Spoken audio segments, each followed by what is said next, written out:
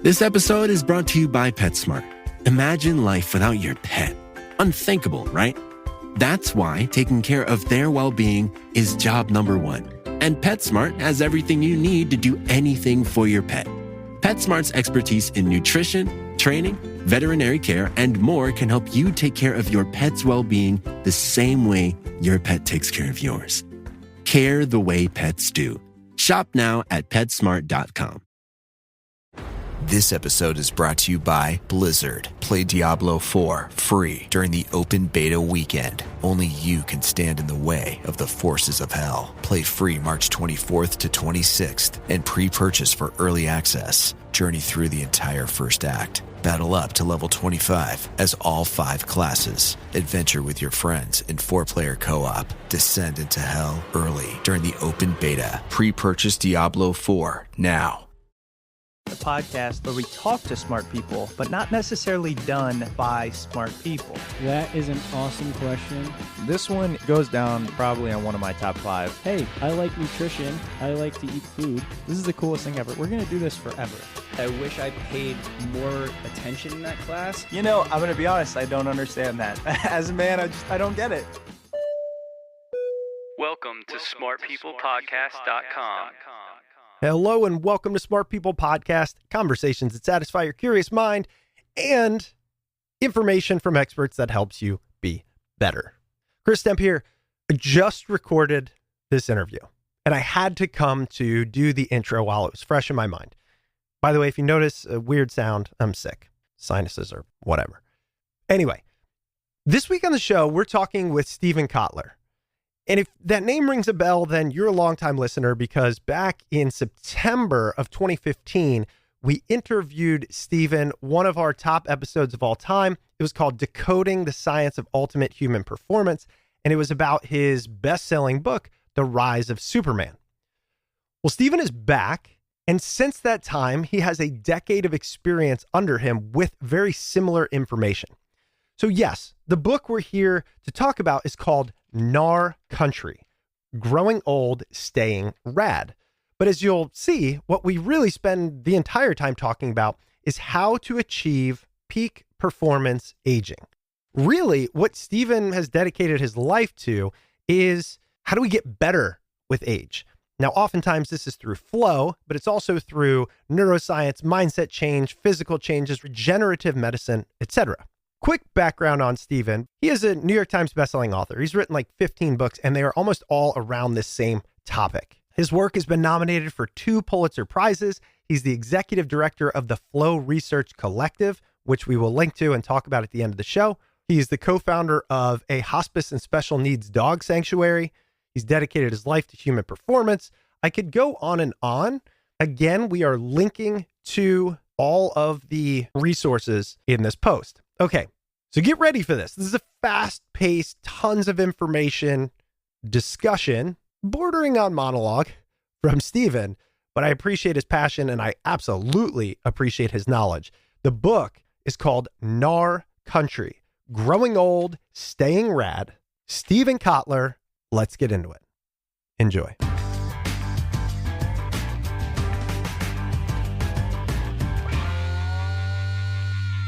Steven, welcome to the show. It's been years since we've had you on. We've been reminiscing, and I said, forget it. We're just hitting the record button. We'll jump in the middle of it, and then we'll get to your book, Gnar Country. Everybody listening is a reader. They love authors, and you were just telling me about your process and your view on it. Would you mind just let's be honest. Tell me what you were saying about readers. Let me define the terms. I'm going to introduce the terms and then I'll define them. They sound a lot more offensive than they are, but they're a shorthand that sticks in people's minds. So I always say that readers have changed, right? They're very different. Readers were a lot in the 90s when I started out as a journalist. I could do a 2,000 word lead to a magazine article. That's a 5-page lead. And then I have to get to my point, right? You readers would give me 5 pages. Now you don't have 3 sentences. And so what I tell people is today's readers are impatient, greedy, and stupid. And what I mean is they're impatient for the book to get good. They're not willing to give you a long on-ramp into seductive writing. They want it good from go. They want you to hold their attention. There's a million things distracting them. So entertain them from the first sentence. 2, they're greedy. They want it to apply to their lives. If it's within the first paragraph, if they don't understand how this is going to impact them, make them better, stronger, faster, whatever, you start losing a lot of readers. And stupid, and this is really for authors, not for readers. It's just that authors often they make this mistake, which is they don't understand that nobody knows as much about your subject or cares as much about your subject as you do. And your job as an author is to take all that passion you've got for the thing and put it into your reader. And if you're not doing that, right, then all you're doing is showing off with like these fancy details. And yes, okay, you know a great deal about this subject, but nobody can connect and nobody's going to care.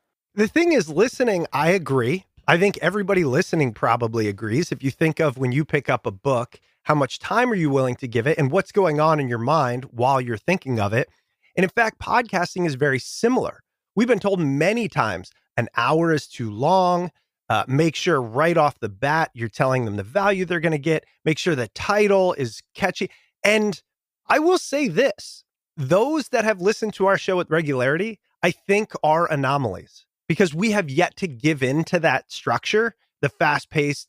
And I think for those that are willing to sit with it, there's a benefit. And so I think we get that anomaly in our discussion today. I will say that almost all of the books that have actually changed me, where I came out the other end, they were challenging and most of them were over 500 pages long.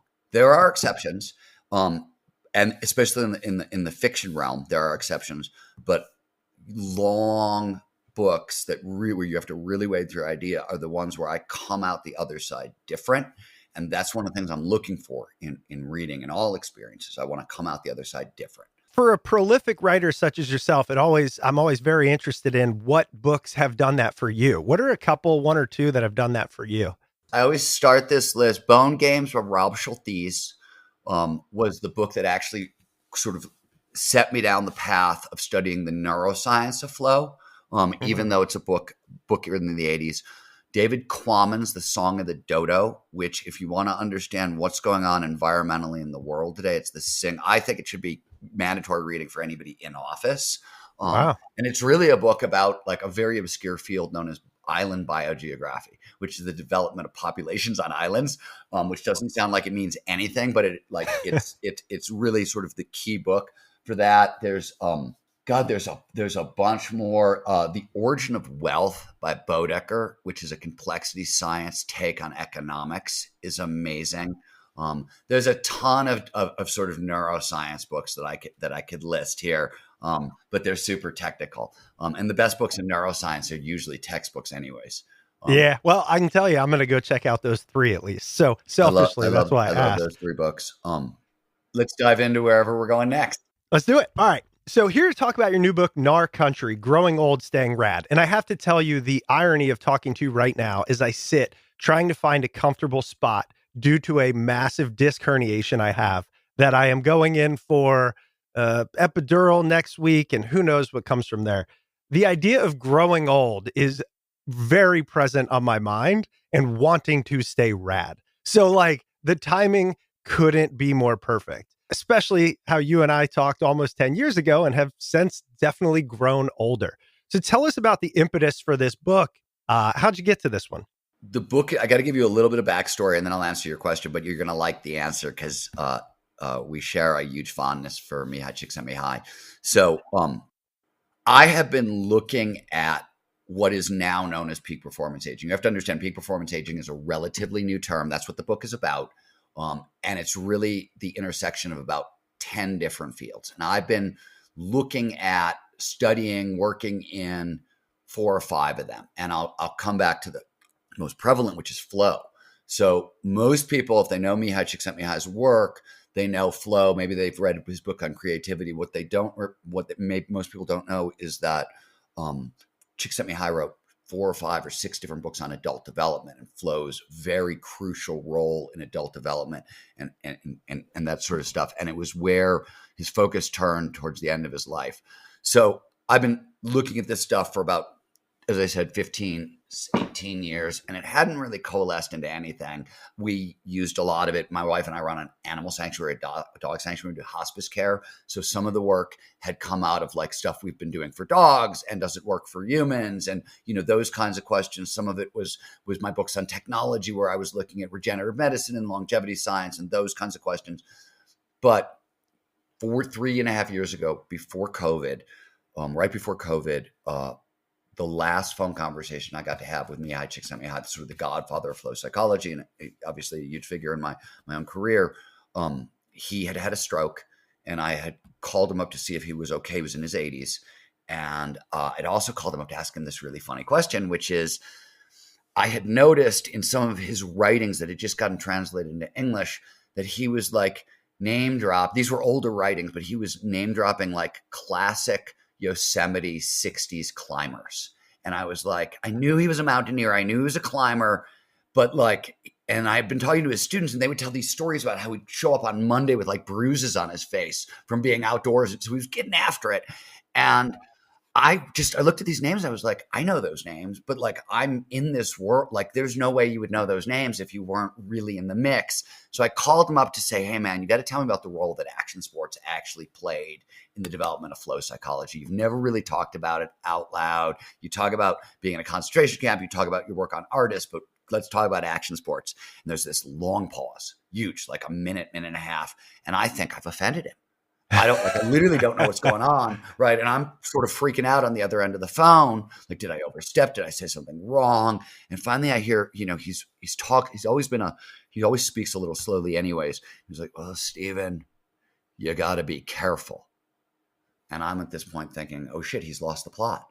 Like he doesn't even right. Like, oh crap, what do I do now? And I'm like, well, Mike, what do you mean you got to be careful? He's like, well, you do something your entire life for flow, and then you get to be my age and forget about climbing rocks, forget about climbing mountains. Some days I can barely get out of bed. You need a backup plan for flow. You got to be careful.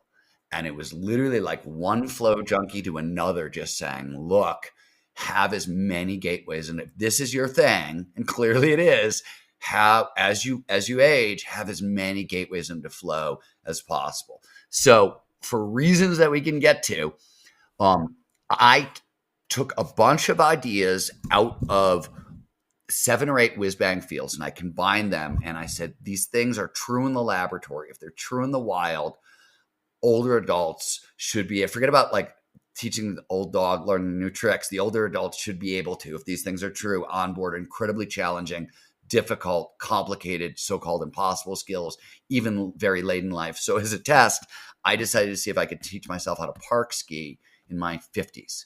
Park skiing is the discipline in skiing that involves doing tricks on rails and jumps and wall rides and such. It's very dangerous. It's very acrobatic for about 12 different biological reasons. It's considered extremely impossible if you're over 35. And once you get to 45, 50, it's downright crazy, right? Nobody does. And wait, is that learning it at that age is difficult, or just doing it because of the taxation on the body? Both, actually.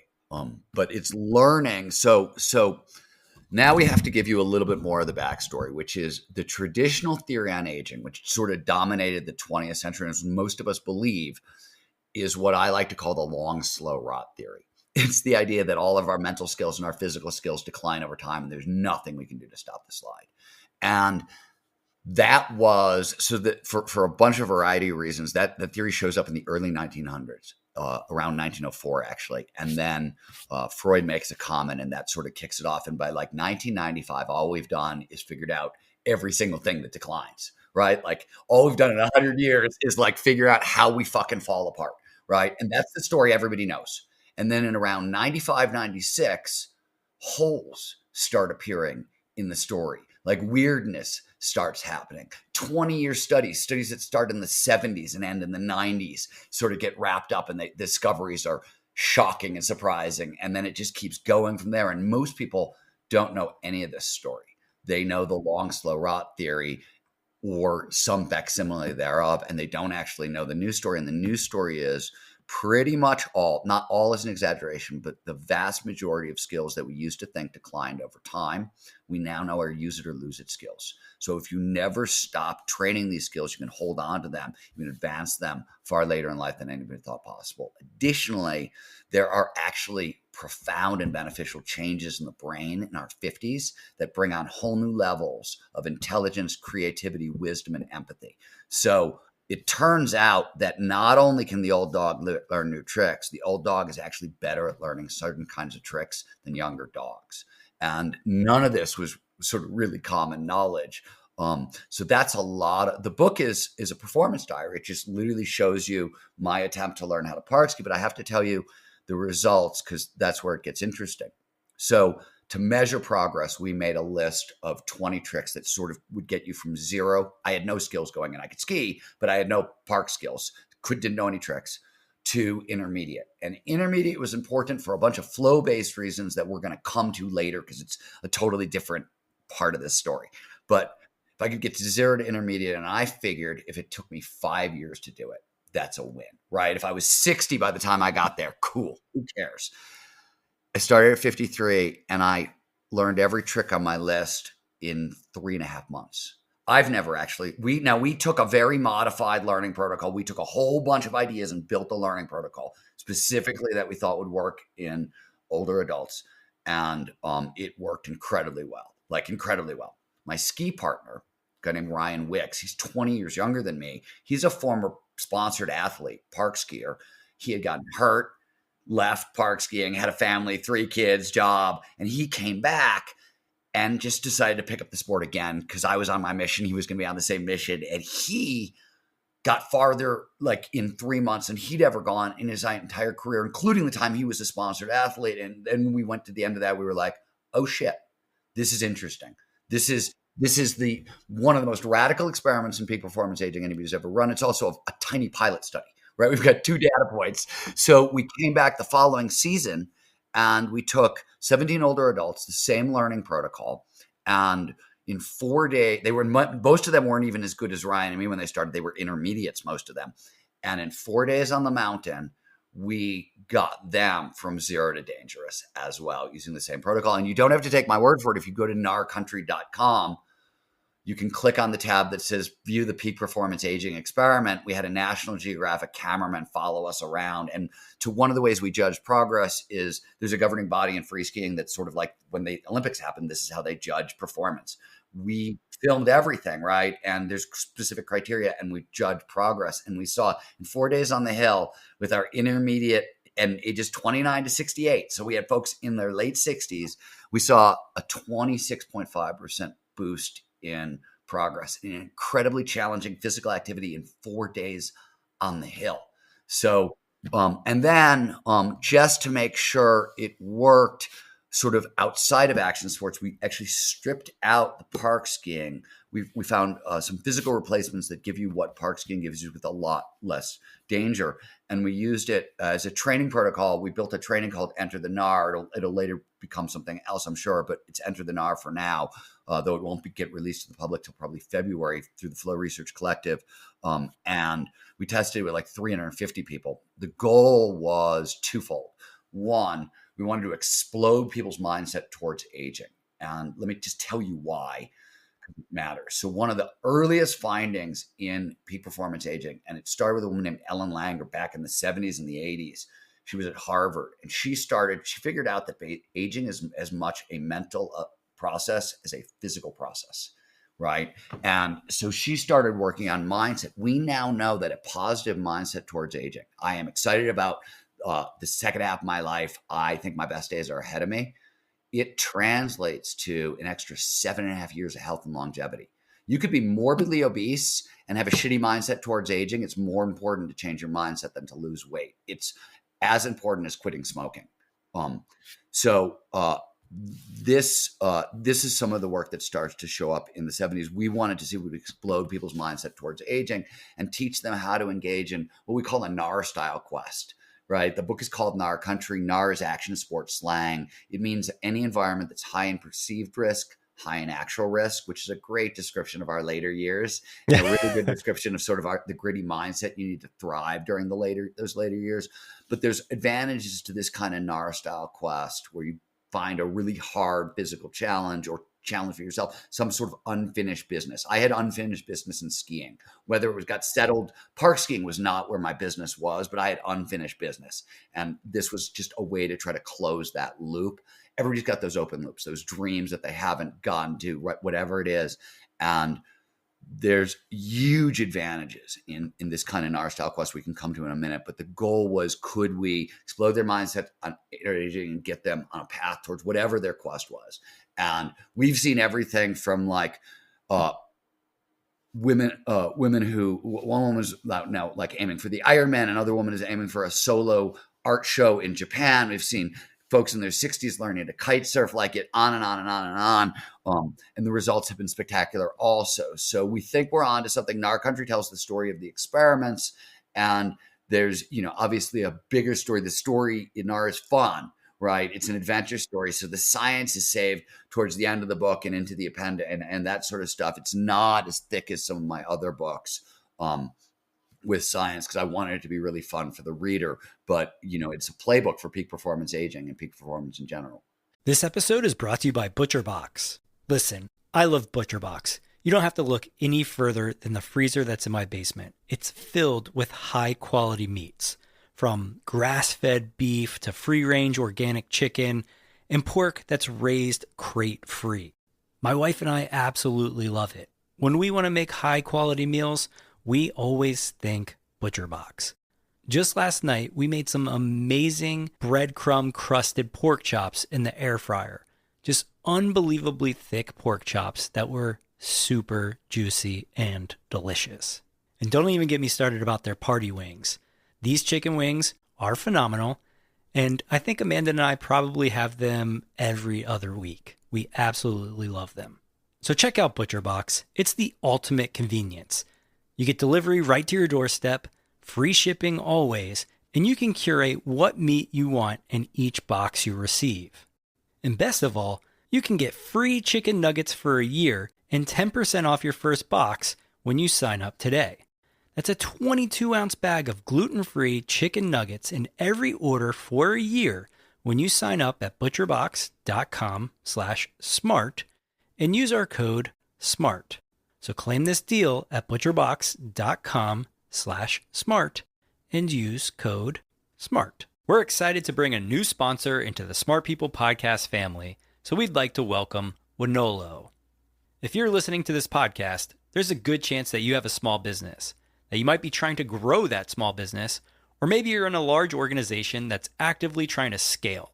And you're probably looking for ways to find workers who are ready to work and spend less time finding them. We all know there's not enough time in your day, but that's okay because Wonolo streamlines the process by connecting you with quality workers interested in completing your jobs based on your specifications, ensuring that you have the perfect match and that you're not wasting your time. Wonolo offers a comprehensive, easy-to-use online staffing platform that helps businesses connect with the workers they need. Wonolo makes finding quality workers easy. So if you're looking for a better way to connect people and jobs, you have to check out Wonolo. Head over to wonolo.com/smart. Again, that's wonolo.com/smart and learn how Wonolo makes finding hard workers easy. I find that oftentimes with things like this, it gets frustrating because I get to talk to the expert. I get to talk to you and I get all excited. And then when I go off on my own and I'm trying to do research and I'm trying to figure out how to action some of these things, it's a lonely road with a lot of misinformation. And as you and I both know, any impediments to behavior change are going to almost stop it because we are people of inertia and momentum. So I want to get into a lot of the details. I took notes on it, but let's just start here. If I'm listening and I'm excited about this, maybe I'm aging, maybe I want this mindset shift. Before I hang up this podcast, what can I actually do to not stop, to not be interrupted, to not fall victim to too much information elsewhere? Okay, so let me start by saying most of the advice people get is wrong. Most of the information out there is terribly wrong. And most people, when they're interested in peak performance aging, they start, their diet is the first thing they fuck with, or supplements, right? And if you wade into the world of functional medicine means take everything because we don't actually know. And by the way, one of the things that I really dislike about functional medicine is known problem in aging is polypharmacy, right? Multiple drugs with multiple combinations and nobody knows the effects and downsides. That's the exact functional medicine protocol. And whenever I'm dealing with those doctors, I'm like, no. I want to go one thing at a time because I need to know if it works. And sometimes they'll say, well, these two things work in combination. And I'll say, okay, but for the next 2 weeks, I'm doing nothing else because I need to know. What I like to tell people on this front is, and then I'll go back to actually answering your question, but this is great. My public service announcement on the information This is great. side. In Gnar Country, at the end of the book, I cover regenerative medicine. And regenerative medicine is sort of the part of functional medicine. It's the part that includes sort of like replacing tendons and tissues and organs and bones. And what I always say is regenerative medicine is true up to the point of tendons and ligaments. It's starting to be semi-true for bones, depending on what you've broken. But every claim beyond that, we can replace organs, we can heal cancer, we can heart, like all that stuff. Maybe, sometimes, occasionally, right? But we're not there yet. We're probably 5 years away. We're absolutely moving that direction, 6 years away. And the progress is so quick, but you're being sold a bill of goods.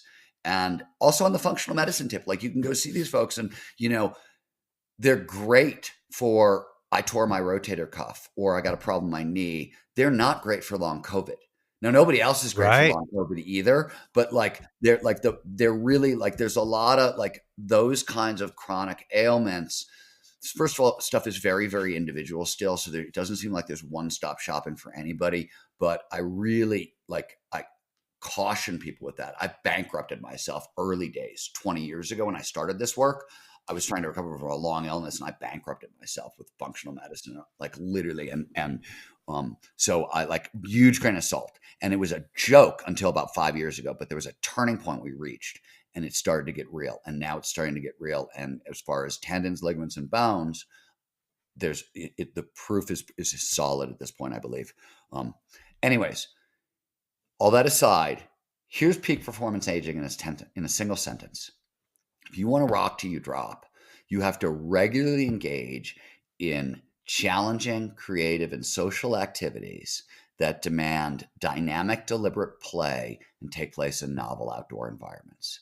That is peak performance aging in a single sentence. Now, I can define all those terms. We can walk through what the hell that means and why it is. But there's one thing I need to tell you before I can do that, which is this is a protocol for lifelong learning.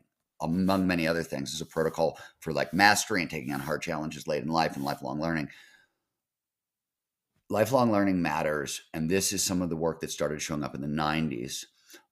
Because if you want to stave off cognitive decline, Alzheimer's and dementia, lifelong learning is the absolute key. In fact, we need expertise and wisdom more than we need anything else. And the reason is the prefrontal cortex, the part of your brain that's right back here. This is the area, it's maybe the most powerful portion of our brain. It's also the most vulnerable. From an evolutionary standpoint, it's the newest portion of our brain. It's most likely to suffer cognitive decline. Very rarely do you end up with Alzheimer's like deep in your brainstem. It doesn't, like you get other stuff back there, but you don't get these diseases there. You get them in the prefrontal cortex. So both expertise and wisdom, if you want to protect the prefrontal cortex, you need the birth of new neurons and you need them to create new neural networks, really redundant neural networks. That's what expertise and wisdom are. They're huge networks across the prefrontal cortex with lots of redundancy. The brain, this is one of the principles of how the brain works. It never does things the same way twice. It likes redundancy. It likes backup. It likes to be able to come to the same solution 17 different ways.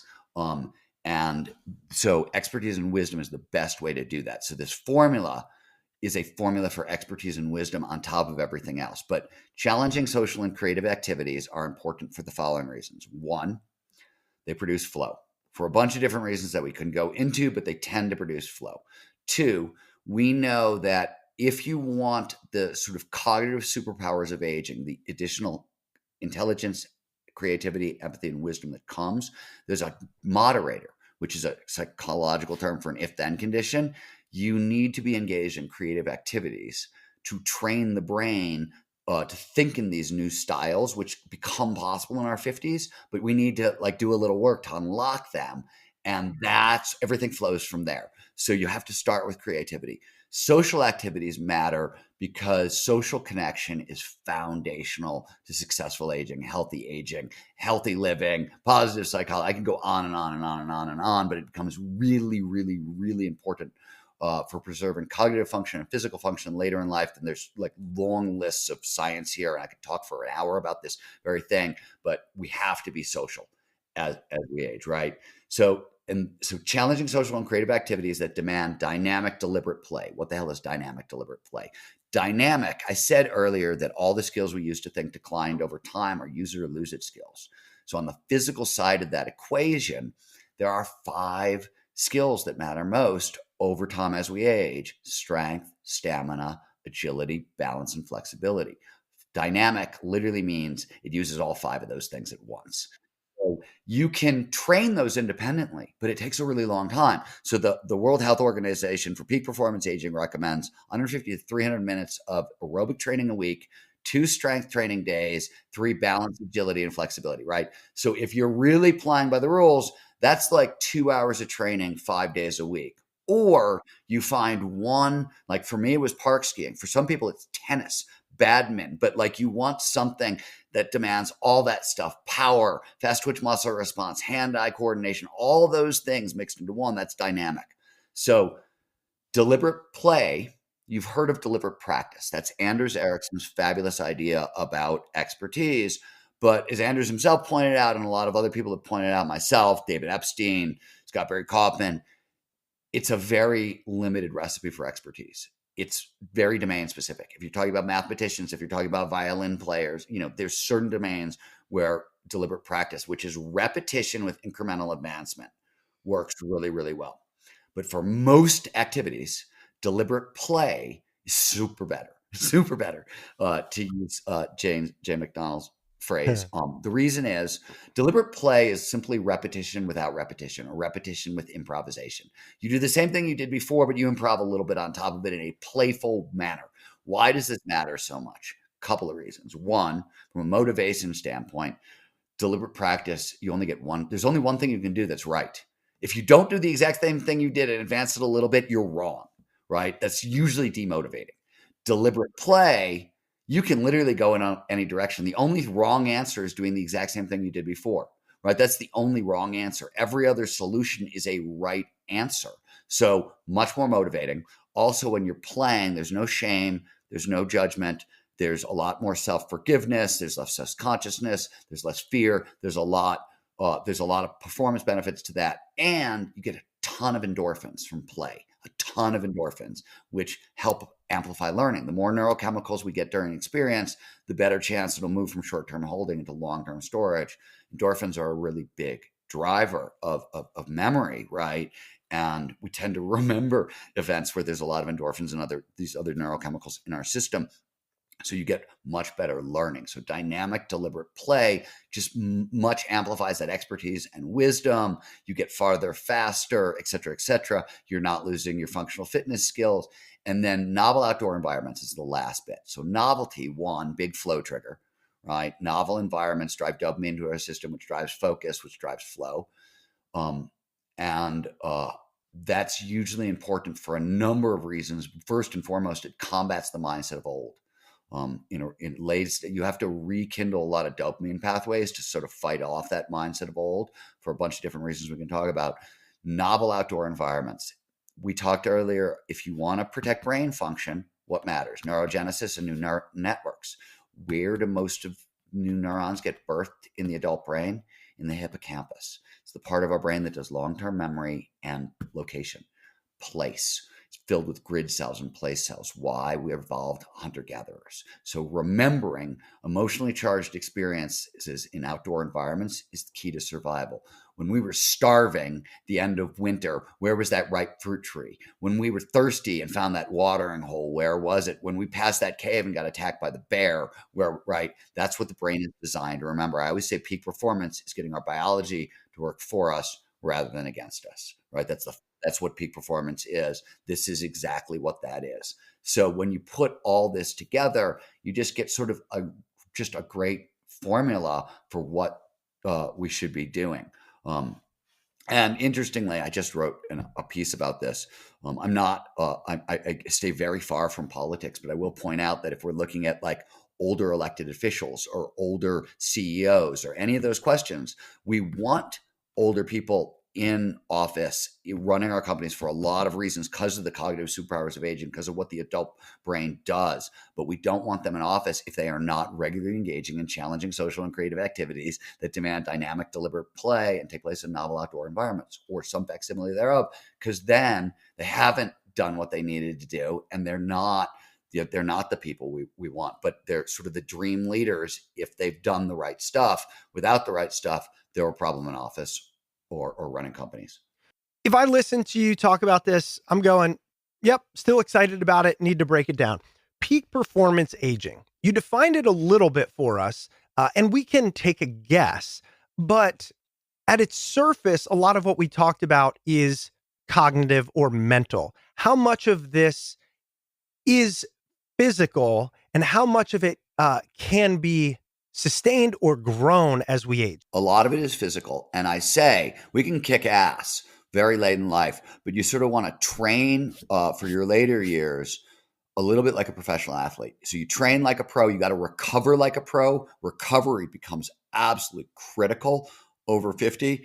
And you can't really slack off on your training, because once you reach a certain age, if you're not moving forward, you're sliding backwards.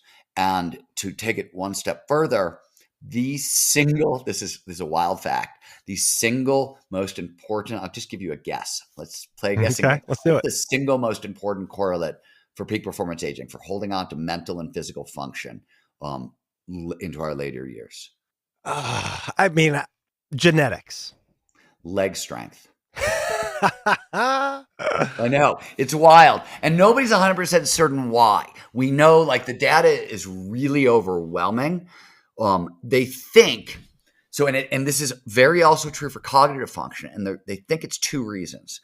There's probably more, and one of these reasons could be wrong, but this is the thinking. One, we talked about the importance of social activity. So if your legs go, right, you lose mobility, social activity plummets. And social activity is one of the best ways to maintain healthy cognitive function. So that's part of it. Second part of it is cooler and more interesting and gives older people something, one place to start on the physical side. And I'll speak more about this. So bone density decreases over time.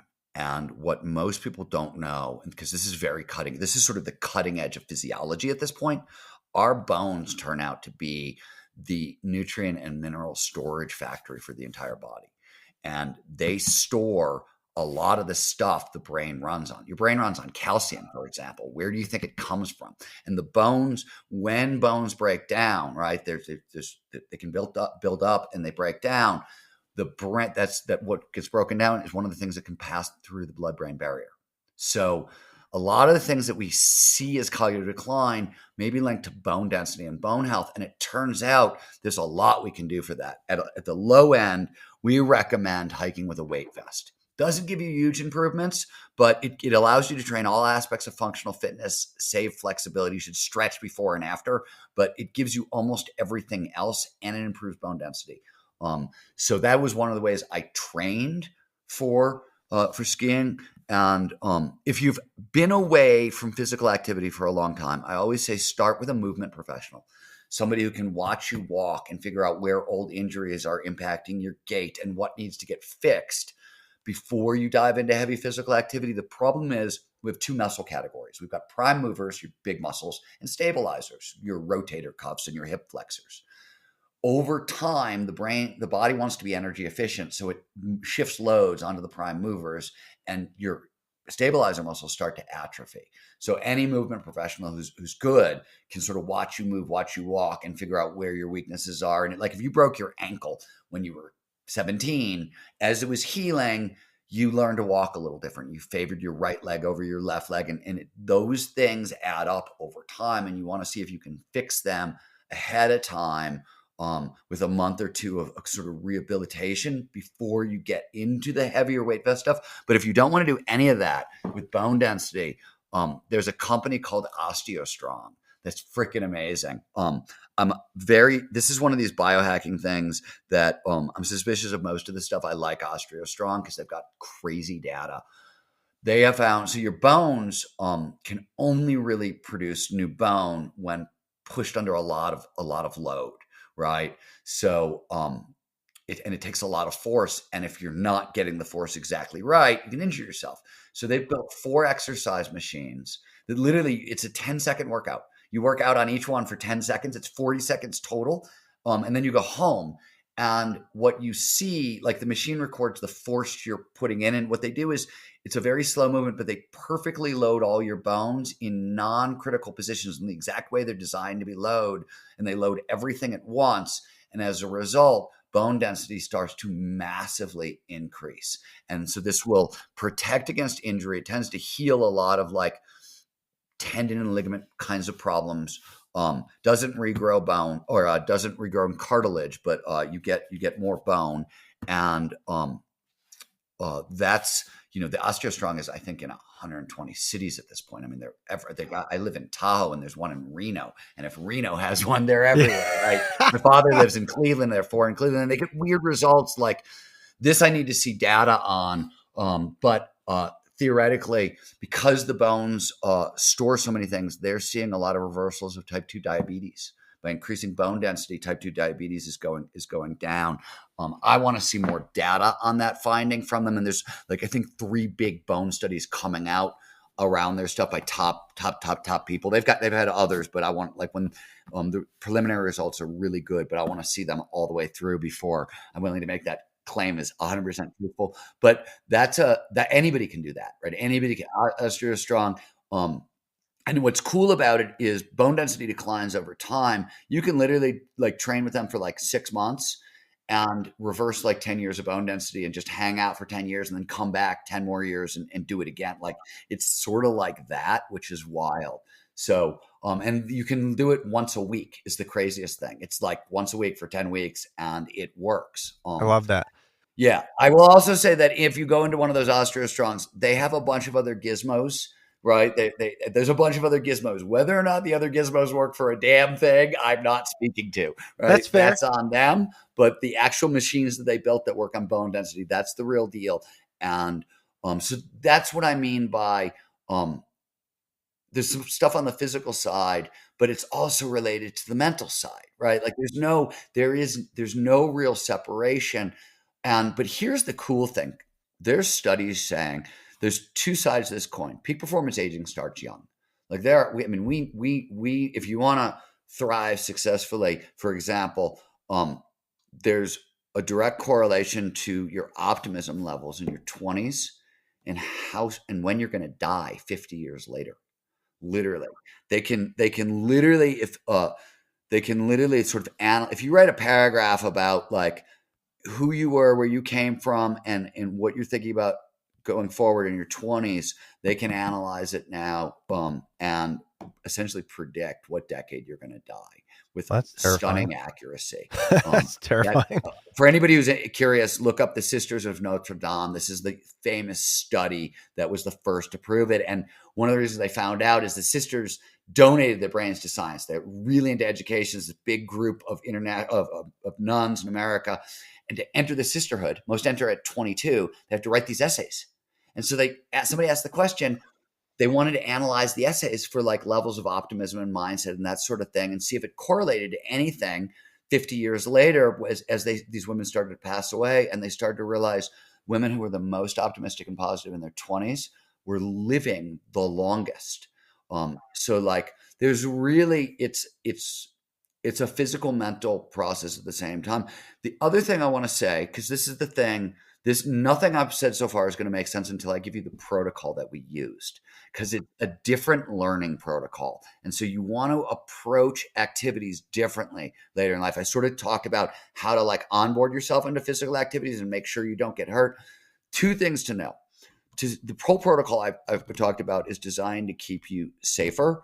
The second thing is we're not as fragile as we think, and we can come back from injury. And I've broken more things than you could possibly imagine and come back from everything again and again and again. I was told that I would never run again or ski again when I was 24, I think 23. I mean, like over and over, I've been told these crazy things by doctors and they haven't been true. And, you know, and that's most people's experience. Most people tend to give up coming back from stuff, and they accept their defeat as like this is what is real. But usually there's a way to come back from almost anything in my experience. That said, here's what we did. So I said earlier that this was a flow-based protocol that we used, and right, I wanted to learn how to park ski and get to intermediate, and why does that matter? So let's talk about a couple of flow triggers. Flow states have triggers, preconditions that lead to more flow. That's in Rise of Superman, Art of Impossible, again, in Gnar Country. And two of them that matter for this discussion, the challenge, skills, balance, and creativity. So the challenge, skills, balance, flow follows focus. That's what all the triggers do. They drive our attention into the now, into the present moment. And the most famous is the challenge, skills, balance. It says we pay the most attention to the task at hand when the challenge of the task slightly exceeds our skill set. So you want to stretch, but not snap. And metaphorically, we often talk about it as about a 5% difference. Most people can get into flow when the challenge is about 5% greater than your skill set. So that's just outside your comfort zone. So you got to be comfortable with being uncomfortable, but not too uncomfortable. You don't want to overload the system with anxiety and fear. That's the first trigger that matters. The second is creativity. So pattern recognition. When we link two ideas together, that causes the brain to release dopamine. We've all had this experience. You've done a crossword puzzle, a Sudoku, get an answer right, that little rush of pleasure you get, that's dopamine. And it drives focus into the present moment. When you look at a mound of snow as a skier and go, oh, I can use that mound to like grind across or throw a 180, that's pattern recognition. That's the creative interpretation of terrain features, and it will drive you into flow. So this said, the reason I wanted to get to intermediate is I was sort of like, skiing was my backup plan, like rock climbing, mountaineering was to set me high, but I was a big mountain guy, which means the only way I was getting into skiing was faster speeds, bigger risks, bad plan, right? So I knew if I could get to intermediate is when the randomness goes away, right? And you don't take as many stupid falls, and like you can sort of control your learning, gets a lot safer.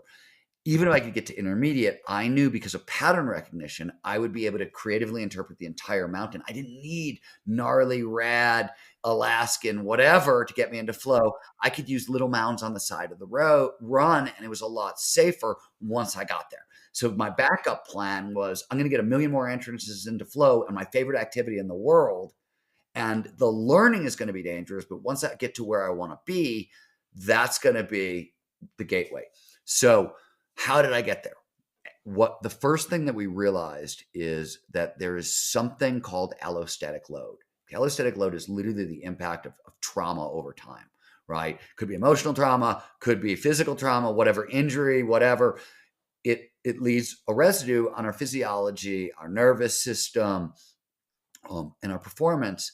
And what we realized is that in older adults, that challenge skills sweet spot, even if they didn't know this, it's probably shrunken. It's probably not 5%. It's probably like down to 1%. So here's what we did. We said, we didn't try to teach people new tricks. Park skiing is 8 foundational movements: jumping, crouching, slashing, grinding, a 180, a 360, and skiing backwards or snowboarding backwards, switch. Those are the basic movements. We would pick about 2 movements a day and teach people them. Start with something that you can do automatically, 100% of the time, with no conscious interference and no fear. And we knew everybody was an intermediate, right, in our study group. And intermediate skiers and snowboarders can all hockey stop throw your skis or snowboard side. They teach it to beginners. It's right. It's literally probably the line between beginner and advanced beginners. Can you hockey stop? And so we knew everybody could hockey stop. If you raise the terrain 10 degrees and have them hockey stop across like a raised snow berm, that's a grind or a slash, depending on where you put your weight. So we knew everybody had a hockey stop that they could do automatically with no consciousness, no worry, no fear. And we knew even if you raise it 5 degrees, that's 1 inch at a time.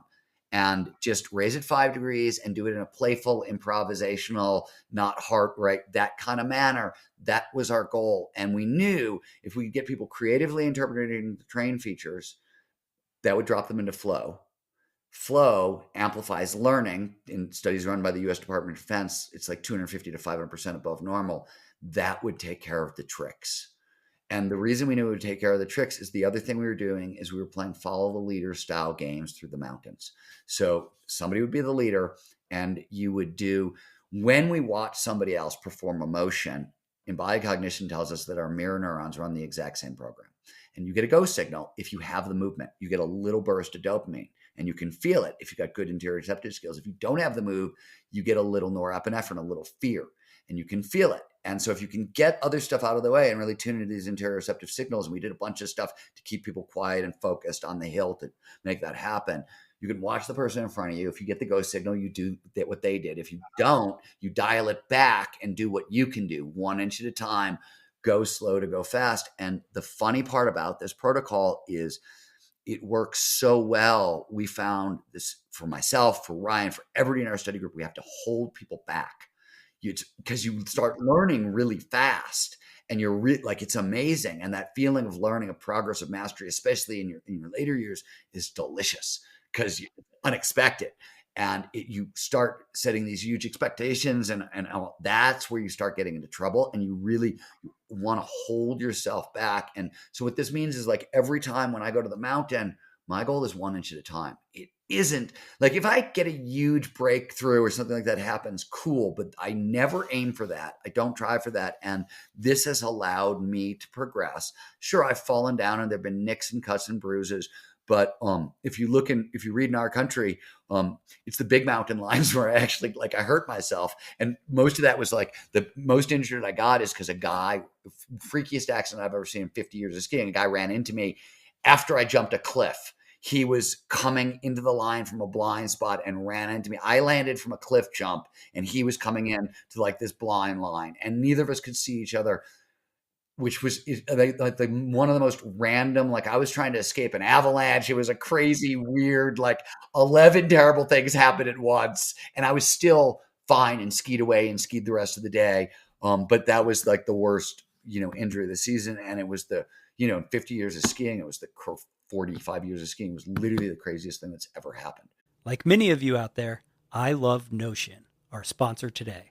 And I use it every day for the podcast. And you can use it as a writing repository, task management software, use it for calendars, a database, tons of things. If you've never checked out Notion, you need to check it out. And today, I'm so excited to tell you about the incredible newest addition to Notion's suite of tools, Notion AI. Artificial intelligence that works right in your Notion workspace. I used it the other day. Honestly, I was absolutely blown away. I wanted to get some examples of podcast tweets to send out, so I used Notion AI, gave it a prompt, and I got a handful of responses that honestly, I could just cut and paste to Twitter. It was absolutely amazing. Notion AI helps you work faster, write better, and think bigger, doing tasks that normally take you hours in just seconds. Leverage the power of AI right inside Notion across all your notes and docs without the need to jump between your work and a separate AI-powered tool. Use Notion AI to improve writing, summarize pages, find action items, translate into other languages, and more. And check it out. For a limited time, try Notion AI for free when you go to notion.com/smart. That's all lowercase letters, notion.com/smart to try out the incredible power of Notion AI today. And don't forget, when you use our link, you're supporting our show. This is a limited time offer. Try Notion AI for free right now at notion.com/smart.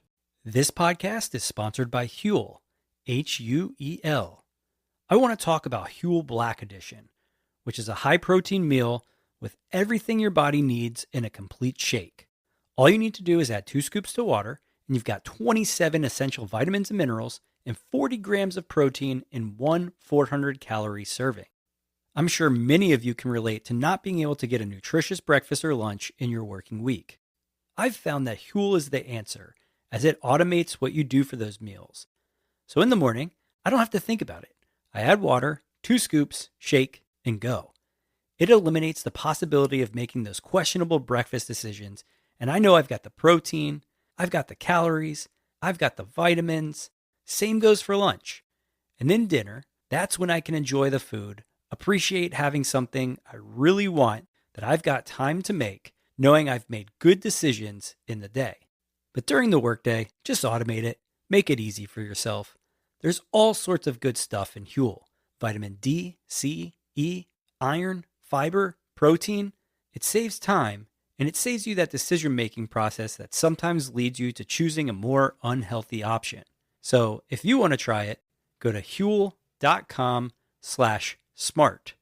That's HUEL.com/smart, and you'll get a free t-shirt and shaker with your first order. Wow. Well, and so if I'm listening, maybe I'm not a skier, right? This is where it always gets difficult, I think, because we listen, we get excited, and then we try and go execute on it in our own life. And of course, a lot of this is covered in Gnar Country. So that is typically people's next step. But how do I translate this protocol into something that might work for me? What you want to look for, you want a Gnar style adventure, right? Like one, I start with, and I cover this a lot in the book.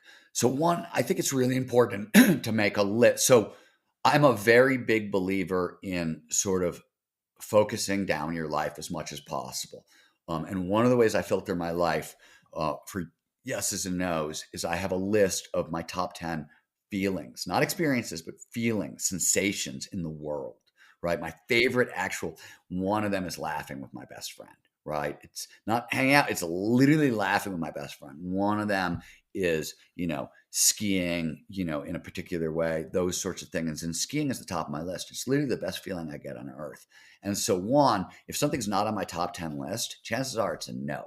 Because life is short, and why am I going to bother spending time on my 18th favorite feeling when I got top 5, right? I'm really interested in quality of life and meaning and purpose and those sorts of things. There's a really good way to sort of filter that stuff. So one, I think you want to start there. 2, you want to find something like top 5 best feelings you get, and then find unfinished business in your own life. I had unfinished business in skiing, and that's a very long story and told throughout Gnar Country, so I'm not going to bother with that one, but I had unfinished business.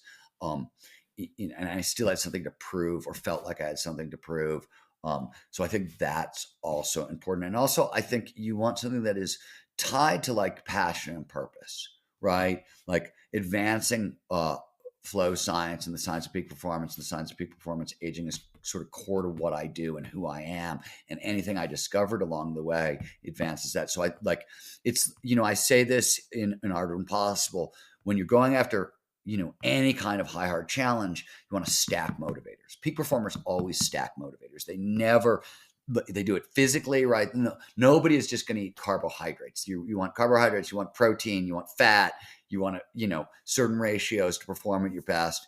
Same thing with motivators. You don't just want one motivator. Curiosity is great. It's a great motivator, but it's not going to be there for the long haul. You want curiosity, passion, purpose, autonomy, mastery, authenticity, right? The thing about this quest that is really important, and I cover this a lot in the book, is it needs to be very authentic. And the reason is this.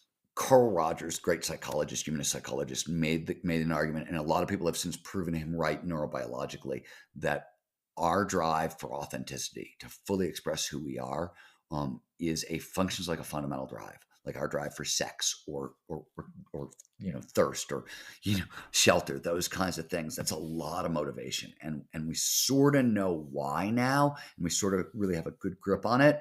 But authenticity really matters. So you're aiming for sort of an authentic question. There's an entire movement right now in education known as authentic learning. That is because we learn so much better when there's an alignment. And one of it is that there's a simple physiological property. So both autonomy and complete concentration are flow triggers. But interestingly, they're linked. So one of the things that we know about the human brain is that we like driving the bus, right? We pay more attention to where the bus is going when we're driving. And neurologically, autonomy, the urge to drive the bus, and attention are coupled.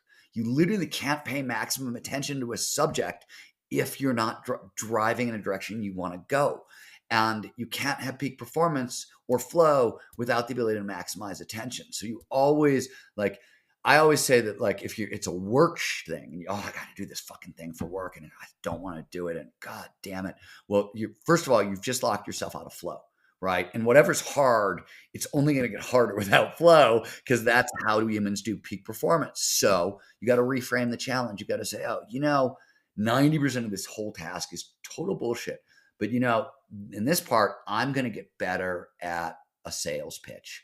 And yeah, I may hate sales, but I know if I'm going to accomplish my purpose, my passion, I got to learn some sales and this part of this thing. So you got to reframe the task. So part of it is aligned with passion and purpose. Otherwise, you literally can't pay maximum attention. And you're going to be locked out of flow and peak performance. Same sort of thing with these kind of harder quests. You want really authentic quests. Really, really important. So I use a lot of those kinds of filters that I've been describing for my quest. And the other thing I always say is this is why. So there's a lot to do in peak performance in general and peak performance aging. It only ratchets up because in peak performance in your 20s and your 30s, if you screw it up, you just screwed it up. But in your 50s, as I said, if you're not going forward, you're going backwards. So if you're literally not doing these things, there's a cost, there's a penalty. And so it really matters, but there's a lot to do. So what I say, and we do this at the Flow Research Collective, right, which is the organization I'm the executive director of, where we do a lot of research into peak performance, neuroscience, and then we use what we learn to train people. And we work in 130 countries, and we train tens of thousands of people every month. And everybody from soccer moms and insurance brokers and just average folks to most top companies, Facebook, Accenture, Audi, and professional athletes and members of the U.S. Special Forces and whatever. But our stuff works for everybody. That's one of the reasons I'm mentioning we measure everything, and we're really comfortable with that. And multi-tool solutions. So at the collective, the one commonality among everybody we train, they're all busy, right? So what we look for, and this is mandatory, I think, for peak performance aging, and this is another filter, is you want a multi-tool solution. You want a single thing that solves multiple problems, right? So when I say challenging social creative activities that play blah, blah, blah, the reason all those things matter is underneath each one of those terms, there's 11 boxes that are getting checked off. You don't have to follow my protocol, right? But one of the action sports are great for peak performance aging. And you want proof, the three of the longest lived communities in America are Eagle, Pitkin, and Summit County, Colorado. That's Vail, Aspen, Beaver Creek, Copper Mountain. You know what I mean? Big outdoor communities, all that stuff. Really, really. And by the way, Summit County, Colorado, people outlive average people by about a decade. So it's a big boost, right?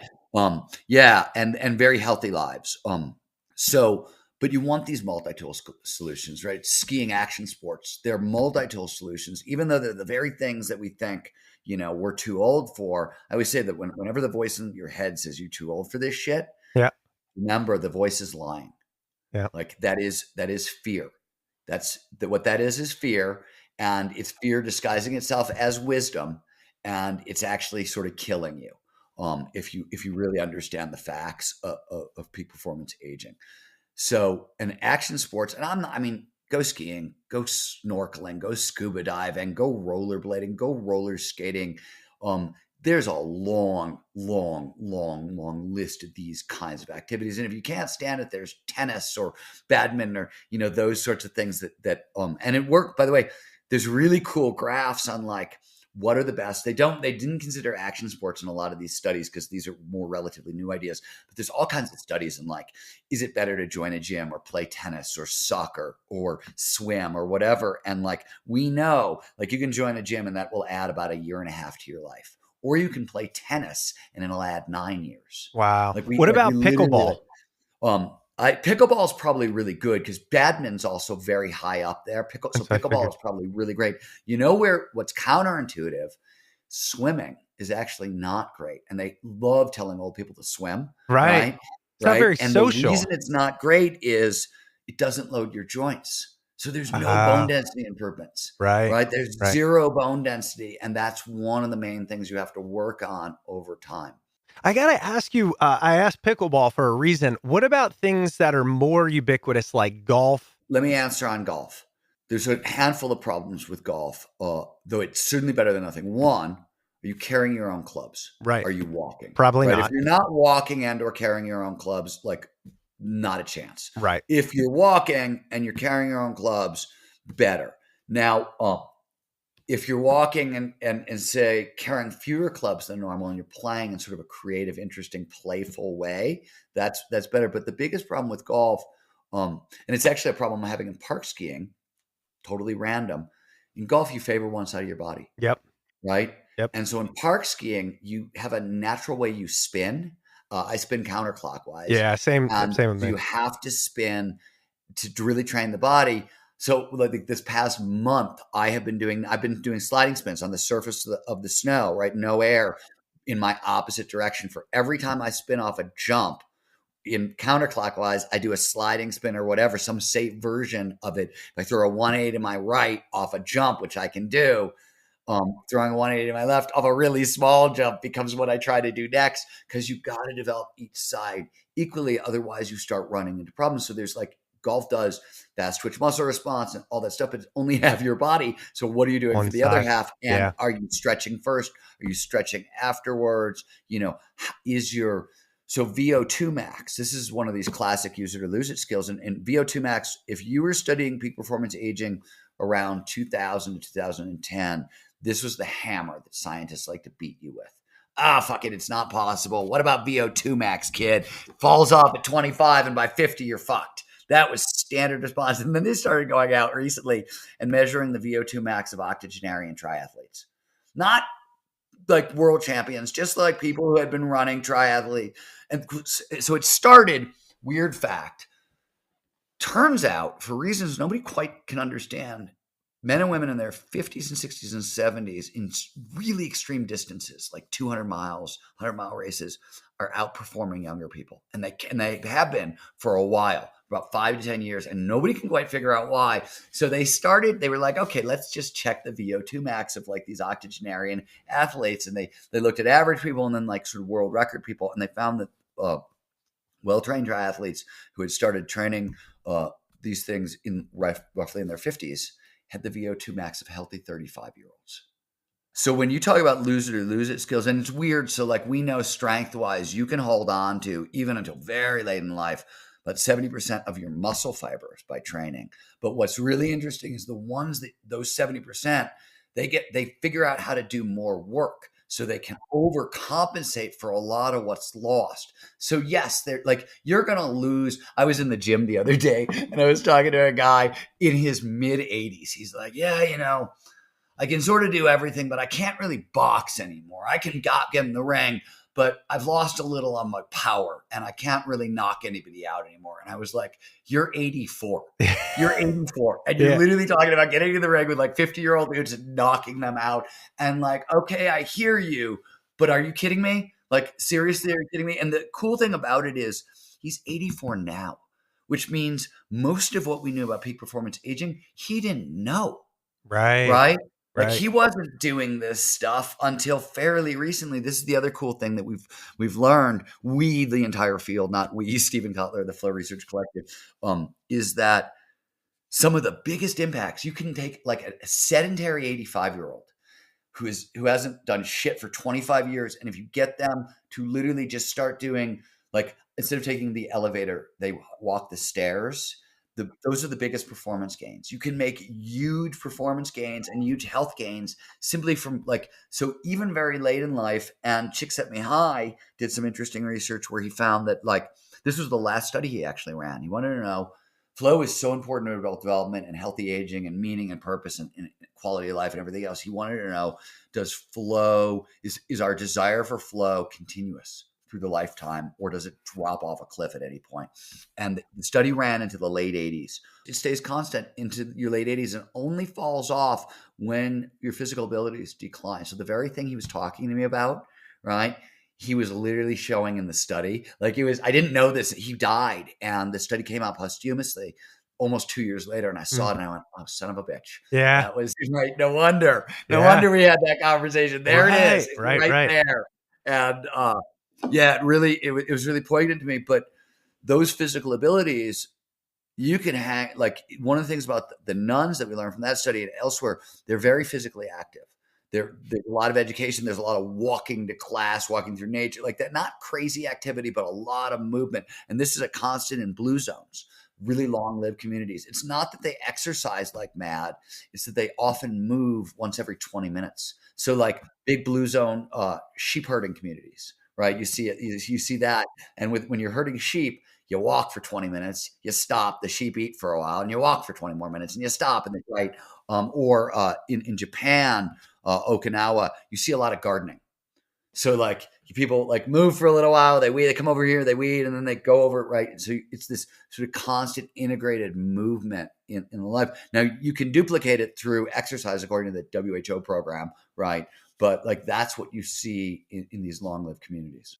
What's crazy is that this tie flows through so much of your work. And I know that's what you've dedicated your life to. But for those listening, I'll link to the episode we did 8 years ago as we were talking about flow and really the genesis of a lot of this. And so, and the cool thing is you mentioned in Gnar Country, it's not a textbook. It's a book you want to read, and then you get to the end and feel like you can better implement a lot of these things in your life. So the book is Gnar Country, Growing Old, Staying Rad, and we'll link to that.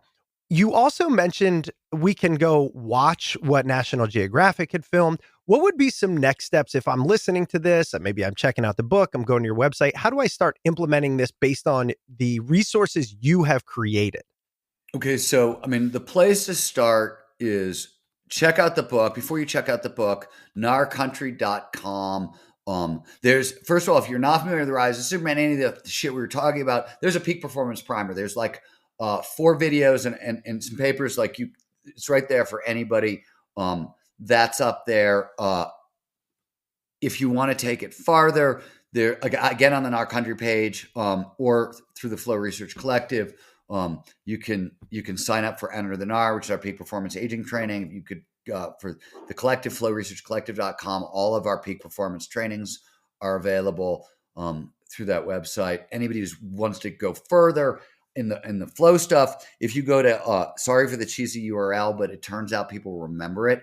Getmoreflow.com. I like it. Which I fought my staff against for years. And they were good. Nobody remembers anything. Right. They remember Get More. So you can sign up for a free hour-long, basically coaching session with a member of my staff. They'll tell you about our training, see if something's right for you, but it's really low friction. It's mostly a coaching call for you. So that's available to anybody. And truthfully, StephenKotler.com, flowresearchcollective.com, gnarcountry.com. There are so many free resources, places to start. You can go as deep as you want to go. And then there's, a bunch of trainings on the back end. And that's perfect, because the reason I wanted to end there is, of course, we'll link to this, but it's hard to take action. And you, because you've been doing this same type of thing for so long, have actually added on over time to make that action clear, obvious, easy. Like you just said, remove friction. So we don't have excuses. Anybody? Oh yeah. The difference between Rise of Superman and now is 10 years of training people. Right. That's the real difference is couple 100,000 study subjects, right? Maybe 500,000 study subjects between now and then, maybe more. And that, that and has really helped. So, and we've also, the field itself, shit we didn't know like how do you train group flow back in 2013 when I wrote Rise, we've now actually got maps for and things like that. It's covered in Gnar Country a little bit, but there's a lot of other stuff. Things like that have gotten very clear. So we're getting better at the applied side. There we go. I love it. Hey, Stephen, thank you so much. I love this work. I love what you do. Thanks for being on the show again. Chris, my pleasure. Thanks for your interest. Talk to you later. This week's guest was Stephen Kotler. As always, it was hosted by Chris Stemp and produced by yours truly, John Rojas.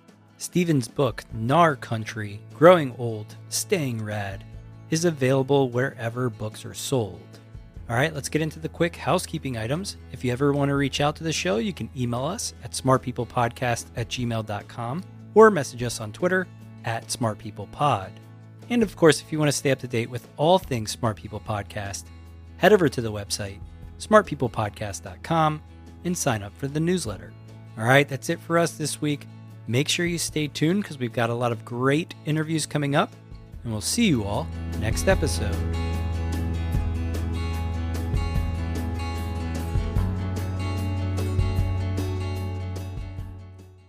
For Mervis Diamond Importers, I'm Ronnie Mervis. Along the edge of the African continent lies an isolated coast where millions of diamonds have been hurled by a volcano into the sea.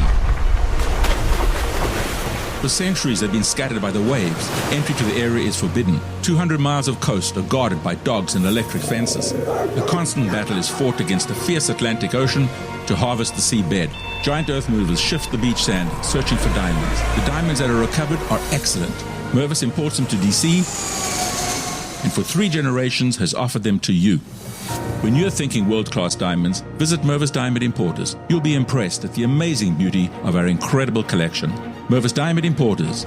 Mervis means more diamonds, much better quality, and the most value.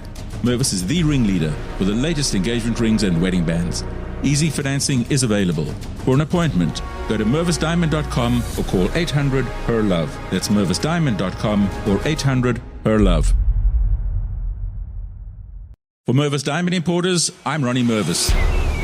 Along the edge of the African continent lies an isolated coast where millions of diamonds have been hurled by a volcano into the sea. For centuries they've been scattered by the waves. Entry to the area is forbidden. 200 miles of coast are guarded by dogs and electric fences. A constant battle is fought against the fierce Atlantic Ocean to harvest the seabed. Giant earth movers shift the beach sand, searching for diamonds. The diamonds that are recovered are excellent. Mervis imports them to DC, and for 3 generations has offered them to you. When you're thinking world-class diamonds, visit Mervis Diamond Importers. You'll be impressed at the amazing beauty of our incredible collection. Mervis Diamond Importers. Mervis means more diamonds, much better quality, and the most value. Mervis is the ringleader for the latest engagement rings and wedding bands. Easy financing is available. For an appointment, go to mervisdiamond.com or call 800-HER-LOVE. That's mervisdiamond.com or 800-HER-LOVE.